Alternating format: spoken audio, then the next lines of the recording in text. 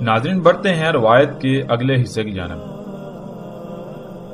رسول اللہ صلی اللہ علیہ وآلہ وسلم نے کہا، درمیان اس کی آئین کے کتب ہوگا کافر اور پڑھ لے گا اسے ہر مومن، خواہ وہ کتب کرنا جانتا ہو یا کتب کرنا نہ جانتا ہو۔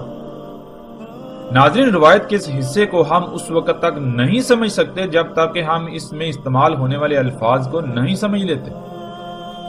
اور اس سے پہلے ایک بات جو واضح کرنا بہت ضروری ہے وہ یہ کہ اس بارے میں اسی ملا طبقے نے لوگوں کو ایک ایسی غلط فہمی کا شکار کیا ہوا ہے کہ کسی کو حقیقت کا علم ہی نہیں، جس کی وجہ سے اکثریت گمراہی کی گھاٹیوں میں چلی گئی۔ وہ بات غلط فہمی کم اور ایک عقیدے اور نظریے کی حیثیت زیادہ رکھتی ہے کہ دجال کی آنکھوں کے درمیان یعنی اس کے ماتھے پر کافر یا کفر یا پھر کاف فا را لکھا ہوگا اور اس کو تمام کے تمام مسلمان پڑھ لیں گے، خواہ وہ پڑھے لکھے ہوں یا پھر نہ ہوں۔ ناظرین، ان کے اسی عقیدے اور نظریے کی وجہ سے عام عوام فتنہ دجال سے بالکل بے فکر ہو گئی۔ اس کی وجہ یہی بنی کہ ان کے ذہنوں میں یہ بات ڈال دی گئی کہ تم تو مسلمان ہو اور دجال جب بھی آئے گا اس کے ماتھے پر کفر لکھا ہوا تم پڑھ لو گے، یوں تم پر دجال واضح ہوگا اور صرف کافر ہی نہیں پڑھ سکیں گے اور وہ اس کے فتنے کا شکار ہو جائیں گے۔ ناظرین، یہاں ایک اور بات بہت ضروری ہے، وہ یہ کہ ان کے نزدیک مسلمان کی تعریف کچھ یوں ہے کہ مسلمان وہ کہلاتا ہے جو دین اسلام کا ماننے والا ہو۔ اور دین اسلام کیا ہے؟ اس کی تعریف کچھ یوں ہے کہ جیسے دنیا میں باقی مذاہب موجود ہیں جنہیں آپ ہندوازم، ہندوتوا، بدھزم، پارسی، یہودی یا عیسائی وغیرہ کا نام دیتے ہیں یا ان ناموں سے جانتے ہیں، بالکل اسی طرح ایک دائرہ ہے، ایک گروہ ہے جس میں داخل ہونے کا ایک رستہ ہے جو کہ کلمے کا اقرار، اور باہر نکلنے کا کوئی رستہ نہیں۔ اس دائرے کا نام اسلام ہے۔ جو بھی اس دائرے میں داخل ہوگا وہ مسلمان ہے اور جو اس دائرے کے باہر ہے وہ کافر ہے۔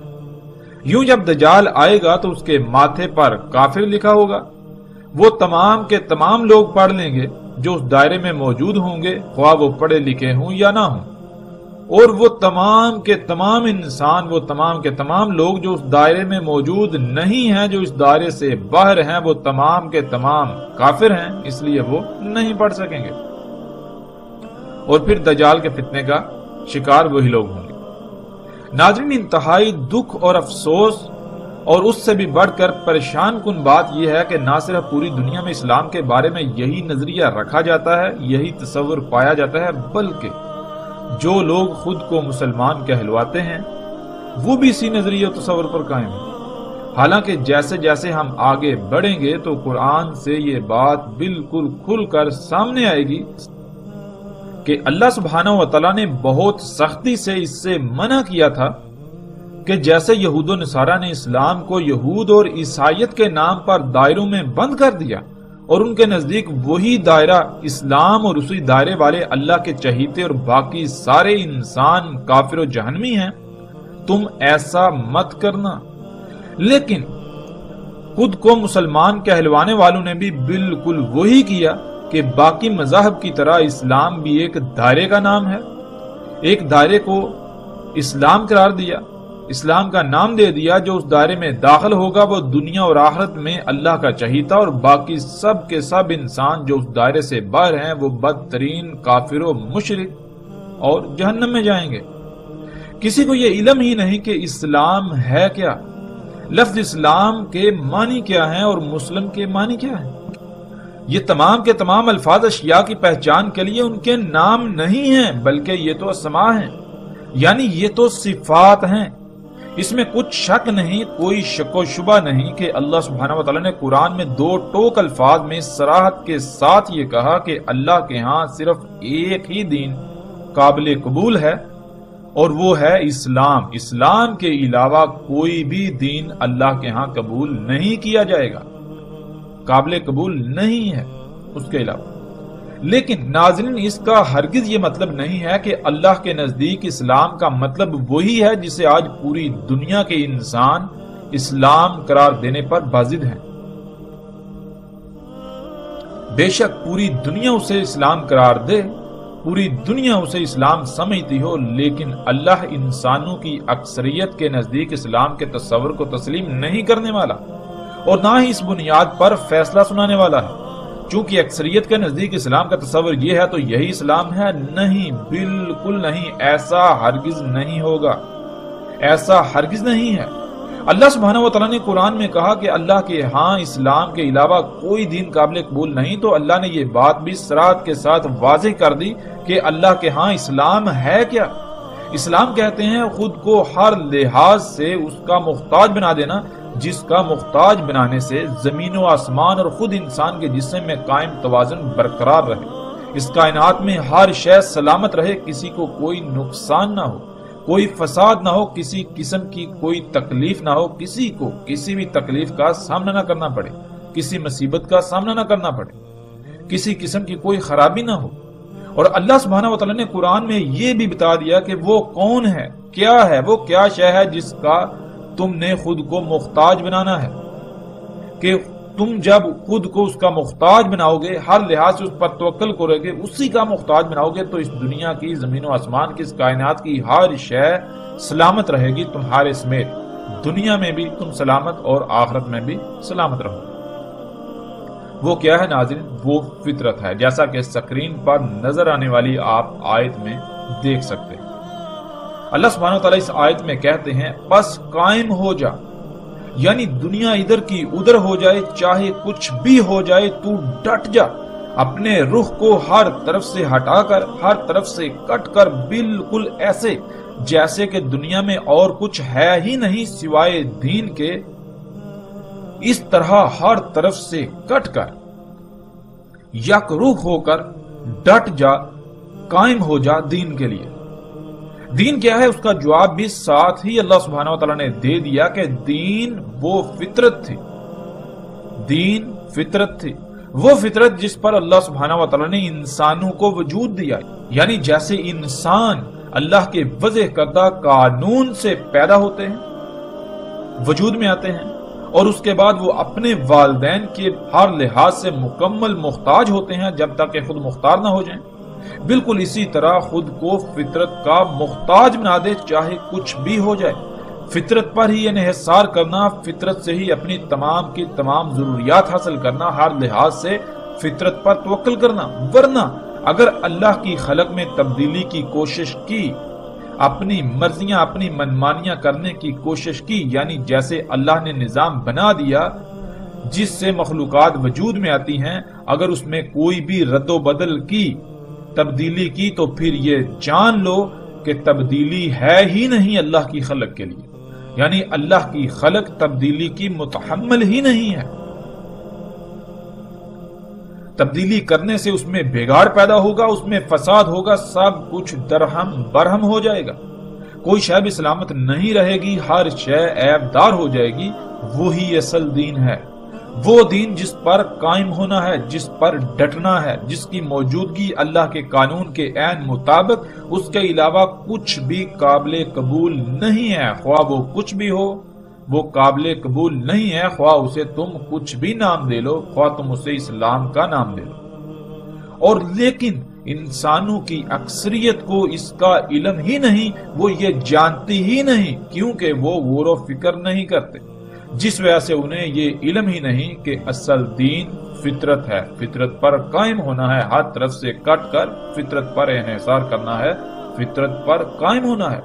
وہ اس بات کو بھولے کے بھولے ہی ہیں جو ان کو بھلا دیا گیا تھا۔ ناظرین، فطرت کہتے ہیں اللہ سبحانہ تعالیٰ نے جیسے اور جن قوانین کے تحت تمام کی تمام مخلوقات کو خلق کر کے جس مقام پر رکھ دیا، جس مقام پر رکھ دیا، جس لائن پر لگا دیا، سب کی سب مخلوقات اسی پر قائم ہوتے ہوئے، اسی پر قائم رہتے ہوئے اپنی اپنی ذمہ داری پوری کریں، جس سے تمام کی تمام مخلوقات کی نہ صرف تمام کی تمام ضروریات بھی پوری ہوں گی، وہ وجود میں آئیں گی، بلکہ سب کی سلامتی اور بقا بھی اسی سے مشروط ہوگی۔ بالکل اسی طرح انسان نے بھی خود کو انہی حدود کے اندر رکھنا تھا، انہی حدود کے اندر رکھنا ہے جن کا تعین اللہ سبحانہ و تعالیٰ نے کر دیا، اسی لائن پر قائم ہونا ہے، اسی ذمہ داری کو پورا کرنا ہے جس کے لیے اسے وجود میں لایا گیا، ہر لحاظ سے خود کو اسی کا محتاج بنانا ہے، یعنی فطرت کا محتاج بنانا ہے، خود سے اپنی مرضی سے کچھ بھی نہیں کرنا، اپنی تمام تر ضروریات اسی نظام سے حاصل کرنی ہے جو اللہ نے وضع کر دیا، یعنی تمام کی تمام مخلوقات اپنی اپنی لائن پر قائم رہتے ہوئے اپنی اپنی ذمہ داری پوری کریں گی تو انسان سمیت تمام کی تمام مخلوقات کی تمام تر ضروریات وجود میں آئیں گی۔ جیسے انسان کی تمام ضروریات جس میں سفر کے ذرائع ہیں، سفر کے لیے اللہ سبحانہ و تعالیٰ نے انسان کے لیے اس کی ضرورت کو پورا کرنے کے لیے اسی نظام سے گدھے گھوڑے اونٹ وغیرہ خلق کیے، کھانے کے لیے فصلیں پھل سبزیاں وغیرہ خلق کی۔ ناظرین، جب تک کوئی خود کو فطرت پر قائم نہیں کر لیتا وہ دنیا و آخرت میں خسارے و ہلاکت کا شکار ہوگا، خواہ وہ دنیا میں کسی بھی لفظ سے پکارا یا جانا جاتا ہو، مسلمان، ہندو، یہودی، عیسائی یا کچھ بھی۔ یہ تمام کے تمام دائرے انسانوں کے بنائے ہوئے ہیں، اللہ کے نہیں، اور انسانوں کے لگائے ہوئے داروں کی بنیاد پر اللہ اپنے فیصلے نہیں کرے گا۔ کوئی بھی انسان اپنی ذات میں اللہ کا چہیتا نہیں ہے، کوئی گروہ اللہ کا چہیتا نہیں ہے۔ اللہ سبحانہ و تعالیٰ رنگ، نسل، کسی گروہ، کسی فرقے کی بنیاد پر فیصلہ نہیں کرتا۔ اللہ سبحانہ و تعالیٰ کے ہاں اگر کسی قسم کی کوئی تقسیم ہے تو وہ صرف اور صرف ایک ہی، اور وہ ہے تقوی کی بنیاد۔ اللہ سبحانہ و تعالیٰ نے بالکل کھول کر واضح کر دیا کہ اسلام کیا ہے، یعنی تم انسانوں سمیت تمام کی تمام مخلوقات کی سلامتی اسی میں ہے کہ اللہ نے جیسا اور جس مقصد کے لیے تمہیں خلق کیا بالکل ویسے ہی رہو، اسی مقصد کو پورا کرو، یعنی ہر طرف سے کٹ کر مکمل طور پر فطرت پر قائم ہو جاؤ۔ یہی اصل دین ہے۔ فطرت پر قائم ہونے سے ہی سلامتی ہے جسے اسلام کہا گیا۔ اگر کوئی فطرت پر قائم ہے، خواہ دنیا میں اسے لوگ ہندو، عیسائی، یہودی یا کسی بھی لفظ سے جانتے یا پکارتے ہوں، وہ اللہ کے قانون میں مومن ہے۔ اور جو فطرت پر قائم ہونے کی بجائے فطرت کے مقابلے پر مصنوعی اشیاء پر توکل کریں گے، جو مصنوعی اشیاء پر توکل کرتے ہیں، انہی مشینوں پر توکل کرتے ہیں، انہی مشینوں پر توکل کریں گے، وہ اپنے نام کے ساتھ خواہ کتنا ہی بڑا اور کتنا ہی موٹا مسلم یا مومن کیوں نہ لکھوا لیں، وہ اللہ کے قانون میں بدترین مشرک ہیں۔ یہودی، عیسائی، ہندو، بدھ مت اور مسلم لفظ کی بنیاد پر قطعاً کوئی فیصلہ نہیں ہوگا۔ ناظرین، فطرت کیا ہے گزشتہ ایک ساتھ میں بھی بہت ہی تفصیل کے ساتھ مختلف پہلوؤں سے بات کی جا چکی، اور ہم نے کوشش کی کہ مختصراً اور مزید الگ پہلو سے بھی یہاں بات کر دی جائے، تو وہ بھی ہم کر چکے تاکہ کسی کو کسی بھی قسم کا کوئی ابہام یا شک و شبہ نہ رہے۔ اب ناظرین آتے ہیں واپس اسی موضوع کی طرف کہ دجال کی آئین کے درمیان کافر کتب ہوگا جسے ہر مومن غور و فکر کر کے جان لے گا، خواہ وہ لکھنا جانتا ہو یا نہ جانتا ہو۔ ناظرین، جو عقیدہ و نظریہ اس حوالے سے پوری دنیا میں پھیلا دیا گیا، لوگوں کے اذہان میں راسخ کر دیا گیا، کچھ وقت کے لیے اگر اسے صحیح مان بھی لیا جائے تو سوال یہ پیدا ہوتا ہے کہ اگر آپ چینی یا روسی زبان نہیں آتی، آپ چینی یا روسی زبان نہیں بول سکتے، اور کوئی آپ کے سامنے چینی یا روسی یا اس کے علاوہ ایسی زبان میں آپ کے سامنے کوئی لفظ لکھ کر لے آتا ہے جسے آپ نہیں سمجھ سکتے، جسے آپ نہیں جانتے، تو کیا آپ اس لفظ کو پڑھ پائیں گے؟ خواہ آپ کتنے ہی بڑے مومن کیوں نہ ہوں۔ اگر آپ کو چینی زبان نہیں آتی تو آپ کے سامنے چینی میں لکھا ہوا آپ کا اپنا نام تک نہیں پڑھ سکتے، تو پھر یہ کیسے ممکن ہے کہ کوئی شخص اپنے ماتھے پر کافر لکھ کر سامنے آ جائے، اور جو پڑھے لکھے نہیں محض مسلمان کہلوانے کی بنیاد پر وہ اسے پڑھ لیں گے، اور جو مسلمان کہلوانے والے نہیں، خواہ وہ کتنا ہی پڑھے لکھے کیوں نہ ہوں، وہ نہیں پڑھ پائیں گے؟ کہ آج دنیا میں بہت بڑی تعداد میں ایسے لوگ موجود نہیں جو مسلمان کے بجائے یہودی، عیسائی اور مختلف مذاہب کے کہلاتے ہیں، لیکن وہ عربی پر اس طرح عبور رکھتے ہیں کہ اس طرح کوئی عام مسلمان نہیں رکھتا، جن کو علم ہے اس لفظ کافر یا کفر کا۔ ناظرین، کسی بھی طرح اور کسی بھی لحاظ سے اس بات میں ایک رائے برابر بھی صداقت نہیں ہے جو آج تک پھیلا دی گئی اور لوگوں کے اذہان میں راسخ کر دی گئی۔ ہم اس وقت تک حق کو نہیں جان سکتے جب تک کہ ہم اپنی خواہشات کو ترک کر کے خالص اللہ کی غلامی اختیار نہ کریں۔ اس روایت میں جو بات کی گئی اس کو اس وقت تک جاننا ناممکن ہے جب تک کہ آپ کو عربی کی اہمیت و حیثیت کا علم نہ ہو جائے۔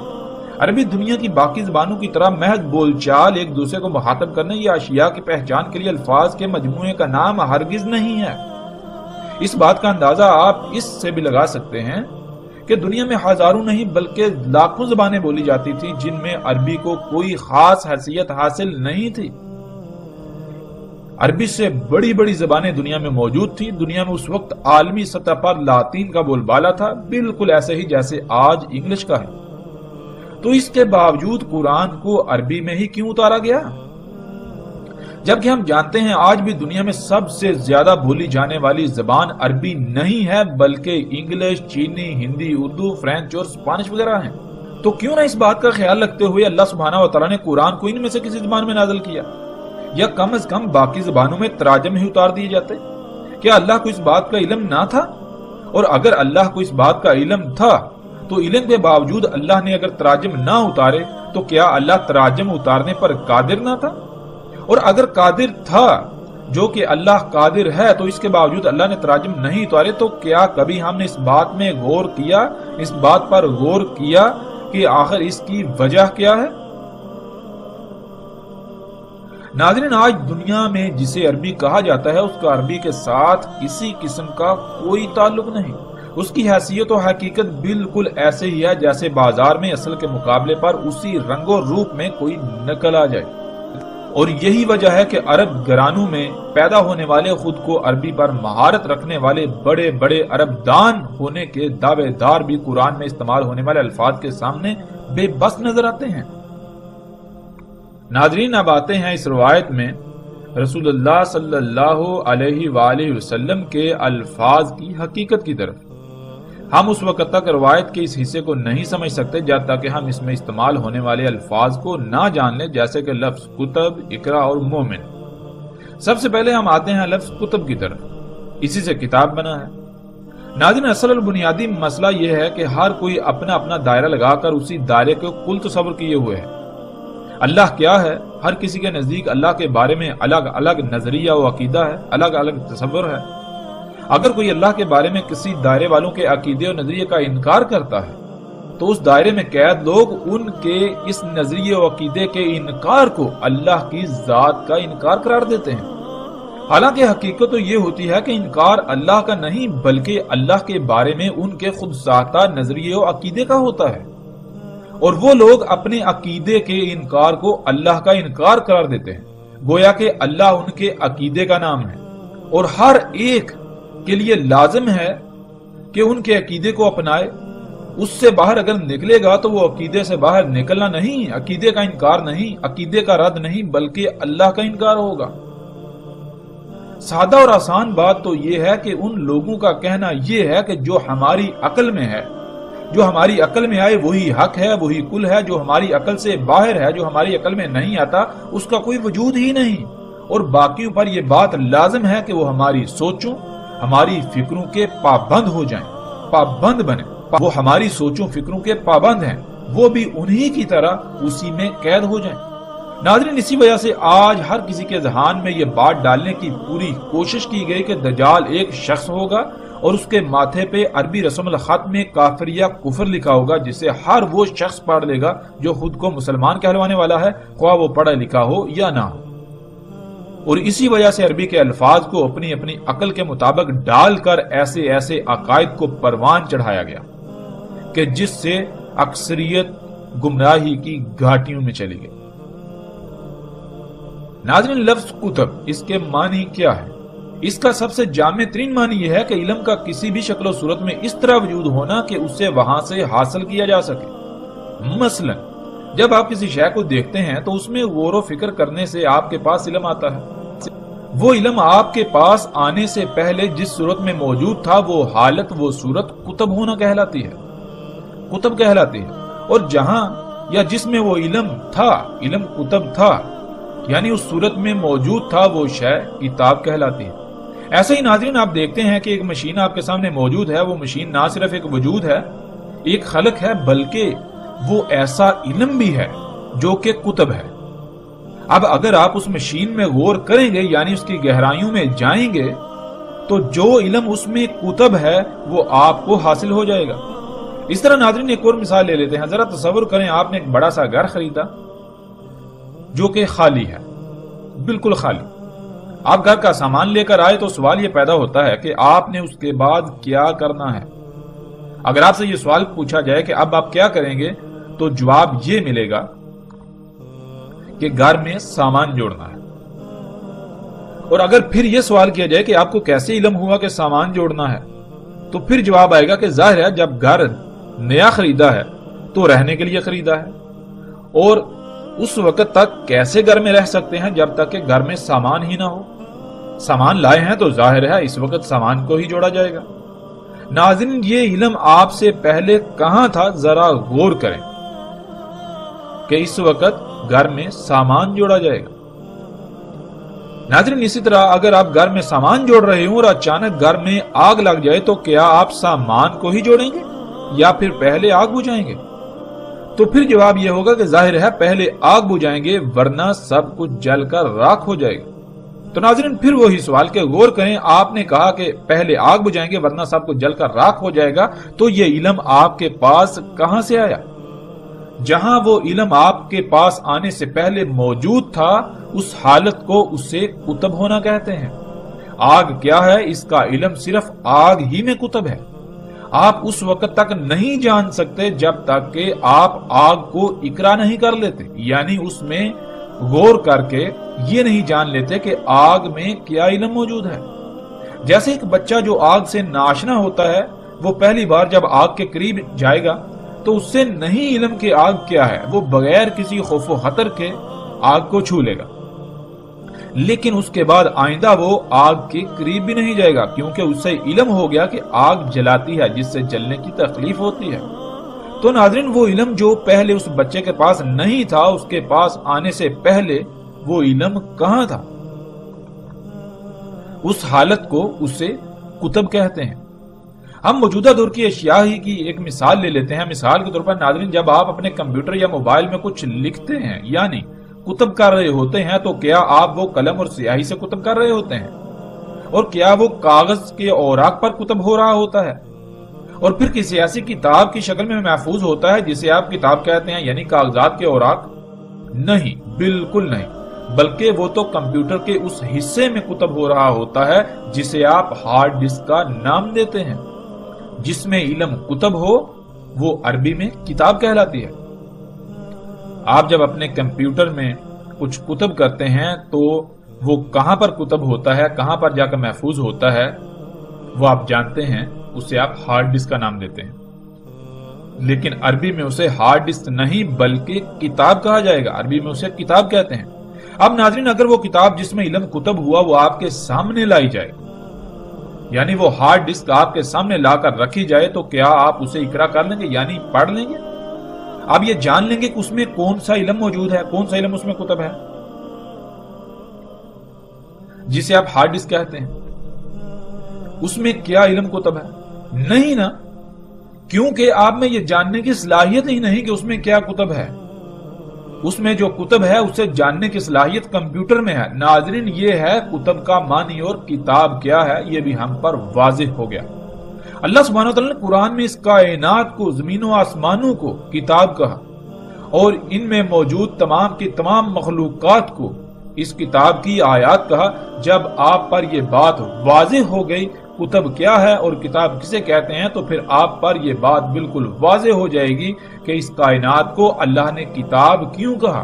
اللہ نے جس علم سے اس کائنات کو خلق کیا، تمام کی تمام مخلوقات کو خلق کیا، جیسے نظام چلا رہے ہیں وہ سب کا سب علم انہی مخلوقات میں انہی کے اندر موجود ہے جسے عربی میں کتب ہونا کہا جاتا ہے۔ ناظرین جب علم کتب ہوتا ہے تو اس کتب علم کو غور و فکر کر کے جس میں وہ علم کتب ہے اس کی گہرائی میں جا کر اس علم کے حصول کو عربی میں اقرا کہتے ہیں۔ گھر میں سامان جوڑنے کے دوران آگ لگ گئی تو پہلے آگ بجھائیں گے، حالانکہ کسی نے بھی آپ کو نہیں کہا بلکہ آپ نے خود جان لیا۔ جس طرح جان لیا اسے عربی میں اقرا کہتے ہیں، یعنی آپ نے آگ کو دیکھا، آپ کو علم ہے کہ آگ اگر نہ بجھائی گئی تو یہ سب کچھ جلا کر راکھ کر دے گی، یہ ہے یقرا یا اقرا۔ ناظرین اب آتے ہیں لفظ مومن کی طرف۔ قرآن میں متعدد آیات میں نہ صرف لفظ مومن دیکھا ہوگا آپ نے، بلکہ ایک اور لفظ آمنو بھی دیکھا اور پڑھا۔ آمنو کہتے ہیں کہ جب آپ کو کوئی بات کہی جائے، کوئی حکم دیا جائے یا کچھ بھی کہا جائے تو اس کی بات کو تسلیم کر لینا، یعنی اس بات کو مان لینا۔ اور مومن کہتے ہیں جو اس بات کو مان کر، یعنی آپ سے کہی ہوئی بات کو مان کر اس پر عمل کرنا۔ یہیں پر آپ مومن اور مسلم میں فرق بھی جان سکتے ہیں۔ مومن تو آپ پر واضح ہو گیا کہ جو بھی حکم دیا جائے اسے مان کر اس پر عمل کرنا، اور مسلم کہتے ہیں جو حکم دیا گیا، جو بات کہی گئی، اس کے آگے سرنڈر کر دینا، اس پر عمل کرنا۔ ناظرین بظاہر مومن اور مسلم میں ایک ہی معنی نظر آتا ہے، لیکن ایک چھوٹا سا فرق ان دونوں الفاظ میں زمین و آسمان کے فاصلے پیدا کر دیتا ہے۔ آپ کو نہیں علم کہ کون سا شخص ہے جو خود دل سے بات کو تسلیم کر کے عمل کر رہا ہے، یا پھر کون ہے جو کسی مجبوری، کسی دباؤ، کسی لالچ، کسی خوف یا ڈر کے تحت سرنڈر کیے ہوئے ہے، مجبوراً بات مان کر عمل کر رہا ہے۔ جو بغیر کسی خوف، دباؤ، لالچ اور ڈر وغیرہ کے بات کو دل سے تسلیم کر کے عمل کرتا ہے، وہ مومن کہلاتا ہے۔ چونکہ یہ اندرونی کیفیت ہے تو انسان یہ فیصلہ نہیں کر سکتا کہ کون دل سے تسلیم کر کے عمل کر رہا ہے اور کون مجبوراً تسلیم کر کے عمل کر رہا ہے۔ جب تک کہ راسخ علم نہ آ جائے تو تب تک وہ مسلم ہی ہیں، یعنی سرنڈر کیے ہوئے ہیں، بات کو مان کر عمل کر رہے ہیں۔ کسی نے دل سے تسلیم کیا یا مجبوراً، یہ فیصلہ انسان کا نہیں بلکہ اس کا فیصلہ اللہ کرے گا۔ انسان ظاہر کا مکلف ہے تو ظاہر کی بنیاد پر فیصلہ کرنے کی صلاحیت رکھتا ہے، نہ کہ جس کا وہ مکلف ہی نہیں، جو اس کی پہنچ سے باہر ہے، اس پر وہ فیصلہ کرنے کی صلاحیت رکھتا ہو۔ ناظرین دجال کی آئین کے درمیان کتب ہوگا کفر، ہر مومن پہچان لے گا اسے۔ دجال کی آئین کیا ہے یہ ہم گزشتہ ایک ساتھ میں تفصیل کے ساتھ جان چکے، جو کہ تمام کے تمام دیکھنے کے آلات ہیں، جنہیں کیمروں سمیت دیکھنے کے مختلف آلات کا نام دیا جاتا ہے۔ ناظرین ان آلات سے جو کچھ بھی آج آپ کے سامنے لایا جاتا ہے، آپ کو دعوت دی جاتی ہے، وہ سارے کا سارا اللہ کے ساتھ کفر ہے۔ کفر کہتے ہیں انکار کرنے کو۔ مثلا جب اللہ نے حکم دیا کہ ہر طرف سے کٹ کر مکمل طور پر یک رخ ہو کر فطرت پر قائم ہو جاؤ، تو دیکھیں کہ جو دجال کے دیکھنے کے آلات کے ذریعے آپ کے سامنے لایا جاتا ہے وہ فطرت ہے یا پھر فطرت کے مقابلے میں اس کی ضد، فطرت کا کفر، اللہ کے حکم کا انکار۔ ناظرین مومن کیسے دجال میں کتب کفر کو پڑھ لے گا، کیسے پہچان لے گا؟ یہ بات بالکل واضح ہو جاتی ہے۔ اگر آپ مومن ہیں یعنی آپ اللہ کی اطاعت کرتے ہیں، اللہ نے جو بھی حکم دیا، جو بھی بات کہی، اسے دل سے تسلیم کر کے اس پر عمل کرتے ہیں، تو دجال میں کتب کفر یعنی اللہ کی ہدایات، اللہ کے احکامات کے انکار کو بالکل واضح پہچان سکتے ہیں۔ بالکل بھی مشکل نہیں ہے اس کے پہچاننے میں۔ اور دوسری بات یہ کہ دجال کی آئین کے درمیان یعنی ماتھے پر کافر کتب ہوگا۔ ناظرین ماتھا پورے وجود میں سب سے واضح ترین مکان کو کہتے ہیں، جسے ہر کوئی دیکھ سکتا ہے۔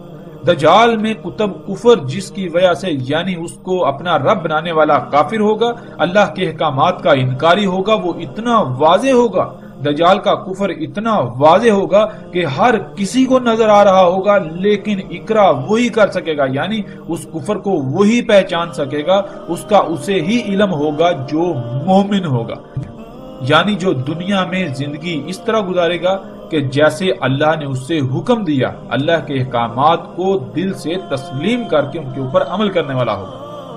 آج دجال میں کتب کفر اتنا واضح ہے کہ جیسے جسم میں سب سے واضح ترین مقام ماتھا ہوتا ہے، کہ جسم کے کسی اور حصے پر کچھ لکھا ہو تو سب کو نظر نہیں آ سکتا، مگر ماتھے پر کچھ بھی لکھا ہو یا کوئی نشان لگا ہو تو ہر کسی کو نظر آ رہا ہوگا۔ بالکل اسی طرح دجال میں کتب کفر بھی اتنا ہی واضح ہے۔ اللہ نے اپنے رزق سے حلال طیب کا حکم دیا، مگر آج اللہ کے اس حکم کا انکار عملاً ہر طرف واضح نظر آ رہا ہے۔ اللہ کے مقابلے پر انہی مشینوں، انہی ایجادات سے وجود میں آنے والا غیر اللہ کا رزق، جو کہ نہ صرف اللہ کے علاوہ اوروں کا ہے بلکہ حرام ہے، خبیث ہے، جو دڑا دڑ کھایا جا رہا ہے، جس کی ہر طرف برمار ہے، ہر طرف وہی نظر آ رہا ہے۔ یعنی آج جو کچھ بھی آپ کو ہر طرف نظر آتا ہے وہ کھانے پینے کی اشیاء ہوں یا کسی بھی قسم کے استعمال کی اشیاء، آپ کی ضروریات کا سامان، کیا وہ فطرت ہے یا پھر اس کے مقابلے پر اس کی نقل؟ اللہ نے تو حکم دیا کہ فطرت پر قائم ہو جاؤ، اسی کو دین اسلام کہا، تو کیا آج اسلام کے دعوے داروں میں سے کوئی ہے جو یہ دعویٰ کر سکے کہ وہ فطرت پر قائم ہے؟ جب کوئی بھی فطرت پر قائم نہیں تو یہ دین اسلام ہرگز نہیں، یہ وہ دین نہیں ہے جس کو اللہ سبحانہ و تعالیٰ نے اسلام کہا، جو اللہ کے ہاں قابل قبول ہے، جس کے علاوہ دوسرا کوئی دین قابل قبول نہیں ہوگا۔ اللہ کے ہاں دین اسلام ہر طرف سے کٹ کر یک رخ ہو کر فطرت پر قائم ہونا ہے، اور آپ اس کے برعکس جسے جی چاہے اسلام کا نہ دیں، وہ آپ صرف اور صرف خود کو دھوکہ دینے کے علاوہ اور کچھ نہیں کر رہے۔ ناظرین، اس بات کو تسلیم کرنا اتنا آسان تو نہیں ہے، کیونکہ خود کو غلط کہنا اور آج تک جو کرتے رہے اس سب کو غلط کہنا ظاہر ہے اتنا آسان نہیں، لیکن مشکل بھی نہیں ہے اگر اللہ کی غلامی کرنا مقصود ہو۔ اگر خود کو بڑا بنائیں گے، تکبر کریں گے، تو ابلیس کا واقعہ قرآن میں مذکور ہے جو آپ کئی بار پڑھ چکے ہیں۔ جب اس پر اس کا غلط ہونا واضح کیا گیا تو بجائے اس کے کہ وہ اپنی غلطی مان کر اپنی اصلاح کرتا اور فلاح پا جاتا، فلاح کا سودا کرتا، بلکہ وہ اکڑ گیا کہ اس نے جو پہلے کیا وہ کیوں غلط ہو سکتا ہے؟ نہیں، بالکل نہیں، بلکہ وہ بالکل صحیح تھا۔ اور پھر اس کا انجام کیا ہوا؟ اس کا انجام کسی سے بھی پوشیدہ نہیں ہے۔ ناظرین، کیا دجال میں کتب کفر ہر طرف کھلم کھلا واضح نہیں ہے؟ بالکل واضح ہے۔ اللہ نے فطرت پر قائم ہونے کا حکم دیا تو اللہ کے اس حکم کا کفر آپ کو ہر طرف نظر آئے گا۔ آپ نے پیاس بجھانی ہے تو اللہ کے حکم کا انکار فطرت کی بجائے اس کی ضد طرح طرح کے خبیث حرام مشروبات کھانا ہے تو اللہ کے حکم کا کفر طرح طرح کی مصنوعی اور فطرت میں مداخلت کر کے، اللہ کی مخلوقات میں مداخلت کر کے، چھیڑ چھاڑ کر کے، ان میں ملاوٹ کر کے خبیث حرام خوراکیں۔ ناظرین، سواری کے ذرائع جو آپ استعمال کرتے ہیں، کیا وہ اللہ کے حکم کے عین مطابق فطرتی ذرائع ہیں جن کا اللہ نے قرآن میں ذکر کیا؟ گدے، گھوڑے، اونٹ، خچر، یا پھر فطرت کی ضد مصنوعی ذرائع؟ آپ کی جتنی بھی ضروریات ہیں کوئی ایک بھی شے ایسی نہیں کہ جو فطرت ہو، بالکل سب کا سب مصنوعی، فطرت کی ضد، فطرت میں مداخلت کر کے تبدیل شدہ۔ اپنے کچن میں موجود ایک ایک شے کو دیکھیں، اپنے گھر کی تمام اشیاء کو دیکھیں، اپنے گھر کے در و دیوار کو دیکھیں، ان پر موجود رنگ، کیا وہ فطرت ہے؟ ناظرین، ذرا غور تو کریں۔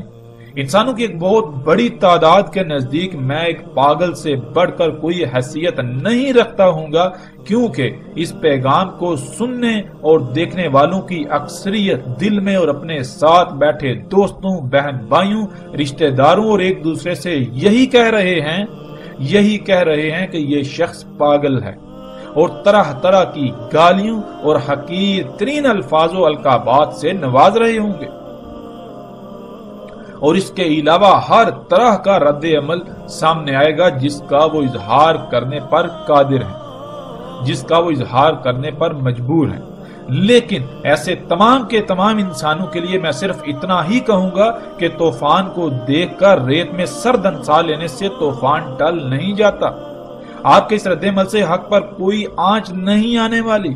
آج ان باتوں کا انکار کرنا، ان سے منہ موڑنا بہت آسان ہے، کیونکہ دنیا کی رنگینیاں جو سامنے ہیں، مگر یہ رنگینیاں ایسا دجل ہیں، ایسا دھوکہ ہیں جس کا آپ تصور بھی نہیں کر سکتے۔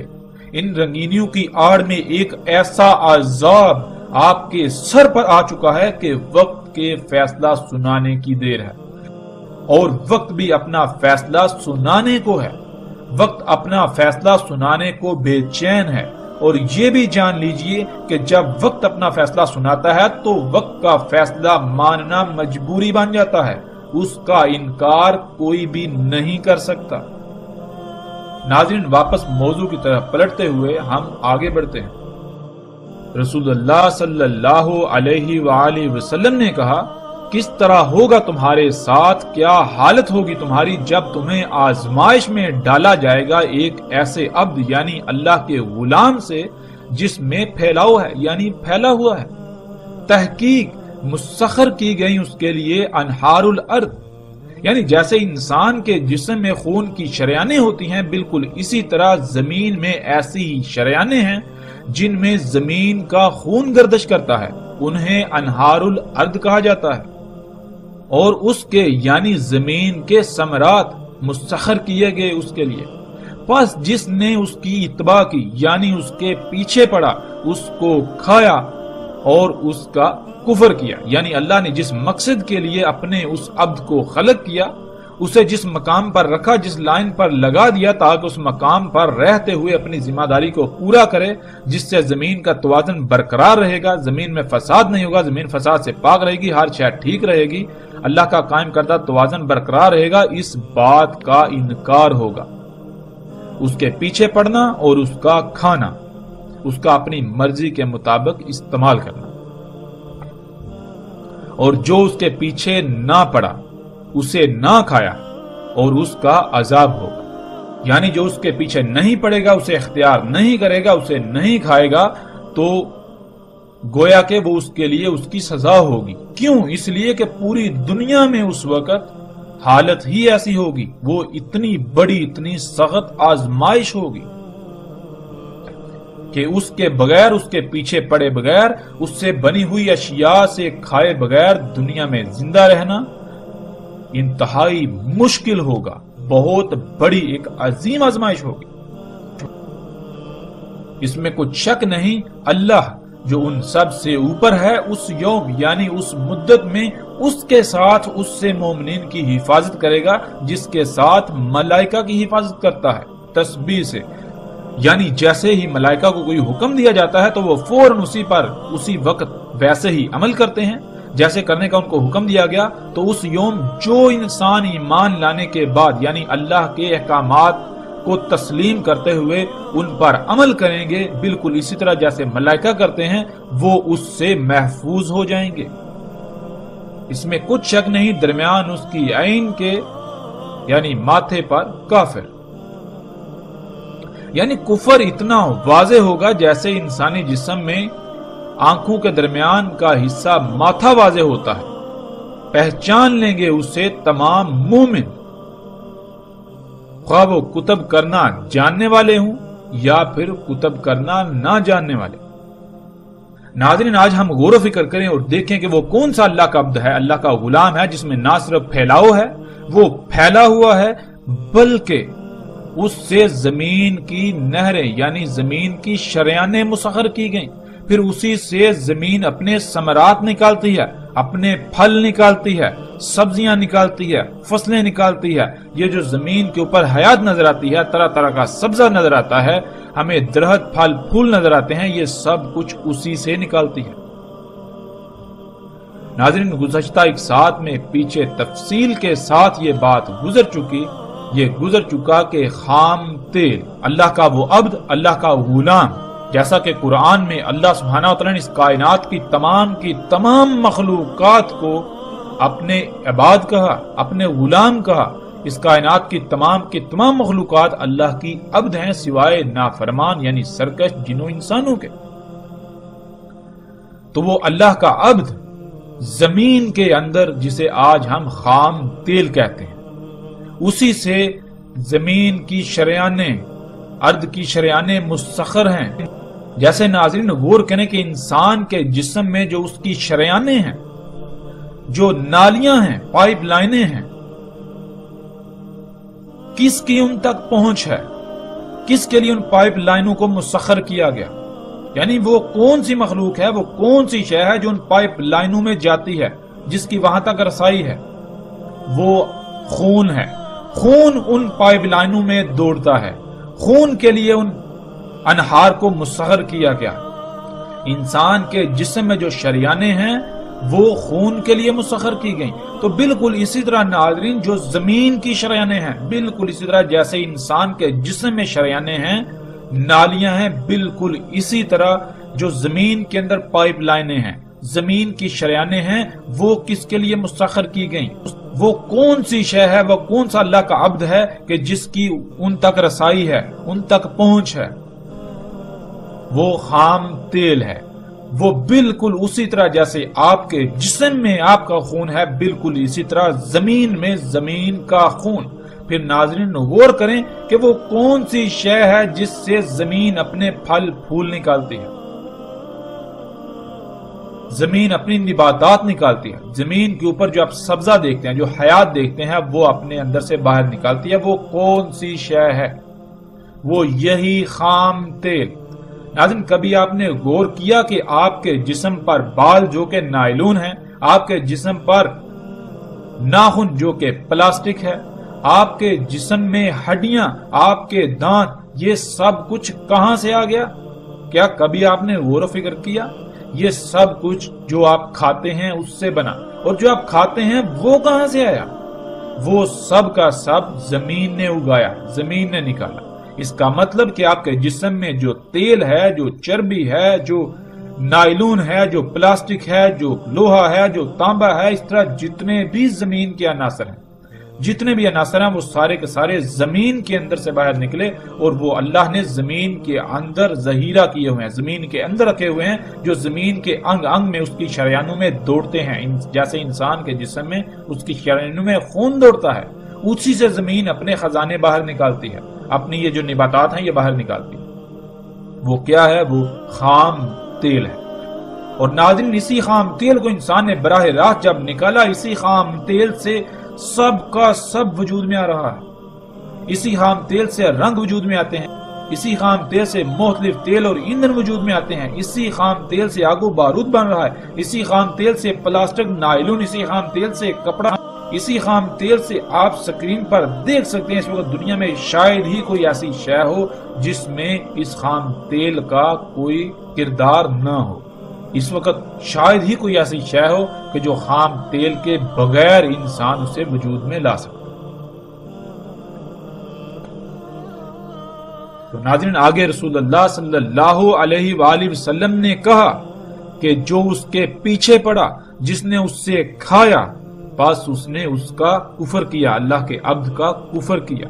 اللہ سبحانہ و تعالیٰ نے اس کائنات کو کیسے خلق کیا؟ اس کائنات میں تمام کی تمام مخلوقات وہ بالکل ایسے ہیں جیسے ہمارے جسم میں مختلف اعضاء ہیں۔ جب ہر عضو اپنے اپنے مقام پر رہتے ہوئے اپنی اپنی ذمہ داری پوری کرے گا تو جسم میں توازن برقرار رہے گا، ورنہ اگر کوئی ایک عضو بھی اپنی ذمہ داری ترک کرتا ہے یا اس کو اس کے مقام سے ہٹا دیا جائے تو جسم میں قائم توازن بگڑ جائے گا، جسے آپ بیماریوں کا نام دیتے ہیں۔ اس بگاڑ کو ختم نہ کیا جائے، دور نہ کیا جائے تو پھر جسم تباہی سے دوچار ہوگا، اپنی اجل سے دوچار ہوگا، جسے آپ موت کہتے ہیں۔